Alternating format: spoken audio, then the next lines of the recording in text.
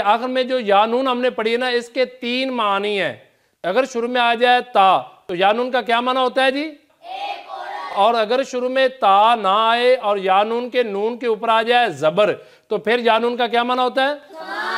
अगर शुरू में ता ना आए और यानून के नून के नीचे आ जाए जेर तो उसे क्या कहते हैं?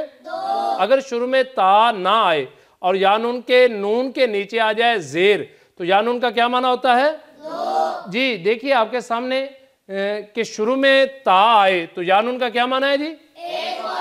और ता ना आए यानून के नून के ऊपर आए जबर तो क्या माना जी? ता ना आए यानून के नून के नीचे आ जाए जेर तो क्या माना जी?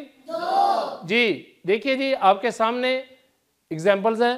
तशकुरीना शुरू में आ गई ता, यानून आखिर में आ गई तो इसका क्या माना हो गया जी? तुम एक औरत शुक्र करती हो। तशकुरीना का क्या हो जाएगा? तुम एक औरत जिक्र करती हो। तस्बीरीना का क्या हो जाएगा? तुम एक औरत सब्र करती हो। जी देखिए जी अगर शुरू में ता ना हो और नून के ऊपर हो जबर तो माना क्या है जी? तमाम। और ता ना हो नून के नीचे हो जेर तो क्या माना है? दो। देखिए मुस्लिमीना क्या माना जी? तमाम मुसलमान। तो मुस्लिमीनी।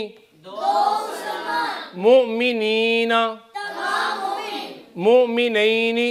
दो मुमिन। मुअल्लिमीना। तमाम उस्ताद। मुअल्लिमैनी। दो उस्ताद। हमने क्या पढ़ा जी? शुरू में ता आए तो यानून का क्या माना है जी? एक औरत। और शुरू में ता ना आए यानून के नून के ऊपर हो जबर तो क्या माना जी? तमाम।